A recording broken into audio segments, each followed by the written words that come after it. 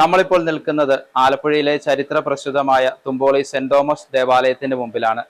ഇടവക തിരുനാളിനായിട്ട് ഒരുങ്ങുന്ന ഈ ദേവാലയത്തെ സംബന്ധിച്ചിടത്തോളം ഇത് വിശുദ്ധ തോമാശ്ലീഹായുടെ നാമത്തിൽ സ്ഥാപിതമായി എങ്കിലും ഇന്ന് അറിയപ്പെടുന്നത് പരിശുദ്ധ ദൈവമാതാവിന്റെ മാധ്യസ്ഥ ശക്തിയിലാണ്. അതിനു പിന്നിൽ വലിയ ഒരു ചരിത്ര സംഭവമുണ്ട്. അത് അന്വേഷിച്ചാണ് ഷെക്കീന ന്യൂസ് ഇന്നിവിടെ എത്തിയിരിക്കുന്നത്. നമുക്ക് അതിലേക്ക് പോകാം.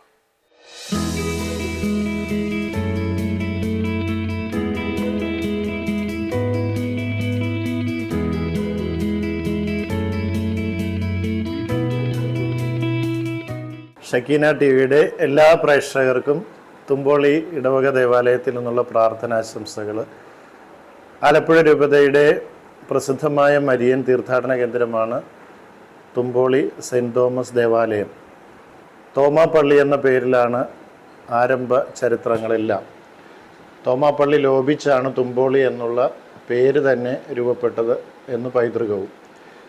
16-ാം നൂറ്റാണ്ടിൻ്റെ അവസാന നാളുകളിൽ ഇറ്റലിയിൽ നിന്ന് പായ്ക്കപ്പലിൽ എത്തിയ രൂപമാണ് അത്ഭുത രൂപമായി പ്രതിഷ്ഠിക്കപ്പെട്ടിട്ടുള്ളത്. കപ്പൽ തീരത്ത് നിന്നു പോവുകയും മാതാവിൻ്റെ രൂപം ഇറക്കി കടൽ തീരത്ത് പ്രാർത്ഥന ആരംഭിക്കുകയും ചെയ്തു. അന്ന് കിട്ടുന്ന ഓലമെടലുകൾ മെടഞ്ഞുണ്ടാക്കിയ ചെറിയൊരു പെരയിൽ പരിശുദ്ധ അമ്മയെ പ്രതിഷ്ഠിച്ചുവെന്നാണ് ചരിത്രം ഓർമ്മപ്പെടുത്തുന്നത്. ആ പെരയിൽ പ്രാർത്ഥന, ജപമാല, വണക്കമാസ ആചരണങ്ങൾ തുടങ്ങി. പിന്നീട് ഇപ്പോൾ ഈ ദേവാലയം നിൽക്കുന്ന സ്ഥലം ലഭിക്കുകയും വളരെ മനോഹരമായ പൈതൃകങ്ങളും പാരമ്പര്യങ്ങളും ഒക്കെ നിറഞ്ഞു നിൽക്കുന്ന മനോഹരമായൊരു ദേവാലയമാണ് ഇന്നുള്ളത്. ഈ തിരുനാൾ 426-ാമത്തെ തിരുനാളാണ്. അതിൻ്റെ ആൾത്താര ശ്രദ്ധിച്ചാൽ നമുക്ക് എല്ലാവർക്കും പെട്ടെന്ന് മനസ്സിലാകും. നമ്മുടെ പൂർവികർ കരവിരുതോടുകൂടെ ധ്യാനിച്ച് പ്രാർത്ഥിച്ച് എത്രയോ നാളുകൾ അതിനുവേണ്ടി അധ്വാനിച്ചിട്ടുണ്ടാകുമെന്നുള്ളത് ഒരു ഹെറിറ്റേജ് ദേവാലയം തന്നെയാണ്. ആൾത്താരയുടെ ആ കൊത്തുപണികളെല്ലാം അത് നമ്മളോട് കൃത്യമായിട്ട് അന്നത്തെ അധ്വാനത്തിൻ്റെ ഫലം പറഞ്ഞു തരും. നമ്മുടെ നാടിൻ്റെ ഭാഗത്ത് നിന്ന്, കേരളത്തിൻ്റെ വിവിധ മേഖലകളിൽ നിന്ന്, ഭാരതത്തിൻ്റെ വിവിധ സ്ഥലങ്ങളിൽ നിന്നൊക്കെ ആളുകൾ വരികയും പ്രാർത്ഥിക്കുകയും ഓൺലൈനിലൂടെ അന്വേഷണങ്ങൾ നടത്തിക്കൊണ്ടിരിക്കുകയും ചെയ്യുന്നു. ഡിസംബർ 8 അമലോത്ഭവ മാതാവിൻ്റെ തിരുനാൾ കാലങ്ങളായിട്ട് ആഘോഷിക്കപ്പെടുന്നത്. ഈ വർഷം 2025 നവംബർ 27 തിരുനാൾ വിളംബര റാലി നടത്തപ്പെടുന്നു. പിറ്റേന്ന് 28 തിരുനാൾ കൊടിയേറുന്നു. ഡിസംബർ 8 പ്രധാന തിരുനാൾ ദിനം. ഡിസംബർ 15 8-ാമിടത്തോടു കൂടെയാണ് സമാപിക്കുന്നത്. 8-ാമിടത്തിൽ സ്ത്രീജനങ്ങൾ തന്നെയാണ് അമ്മയുടെ തിരുസ്വരൂപം പ്രദക്ഷിണമായി കടൽ തീരത്തേക്ക് കൊണ്ടുപോകുന്നത്, തിരികെ ദേവാലയത്തിലേക്ക് പ്രവേശിക്കുന്നത്. അപ്പോൾ നമ്മളുടെ ഈ തിരുനാളിൻ്റെ സവിശേഷത, പ്രധാന നേർച്ച മാതാവിനുള്ള പട്ടും കിരീടവുമാണ്.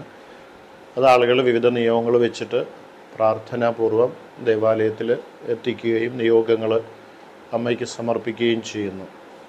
കപ്പലോട്ടക്കാരി എന്നാണ് പരിശുദ്ധ അമ്മയെ ഇവിടെ അറിയപ്പെടുന്നത്. തുമ്പോളി മാതാവിൻ്റെ തിരുസാന്നിധ്യമെന്ന് അറിയപ്പെടുമ്പോഴും ഈ പായ്ക്കപ്പലിൽ എത്തിച്ചേർന്നത് കൊണ്ട് കപ്പലോട്ടക്കാരി എന്നുള്ള ഒരു വിളിപ്പേര് മാതാവിന് സ്വന്തമാണ്.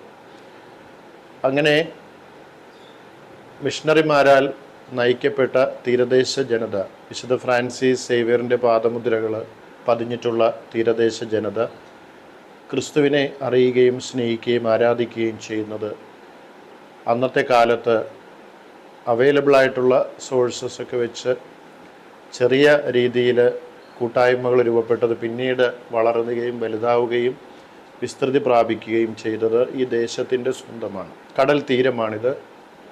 ദേവാലയത്തിൽ നിന്ന് ഒരു 50 മീറ്റർ നമ്മൾ നടന്നു കഴിഞ്ഞാൽ കടൽ തീരത്തെത്താനായിട്ട് നമുക്ക് സാധിക്കും. കടലിന് അഭിമുഖമായി നിൽക്കുന്നൊരു പ്രകാശ ഗോപുരമാണ്. തീരദേശത്തിൻ്റെ ആത്മീയ കേന്ദ്രമാണ് തുമ്പോളിപ്പള്ളി. നാനാജാതി മതസ്ഥര് മാതാവിൻ്റെ തിരുനടയിൽ വരികയും പ്രാർത്ഥനകൾ മുടങ്ങാതെ സമർപ്പിക്കുകയും ചെയ്യുന്നു.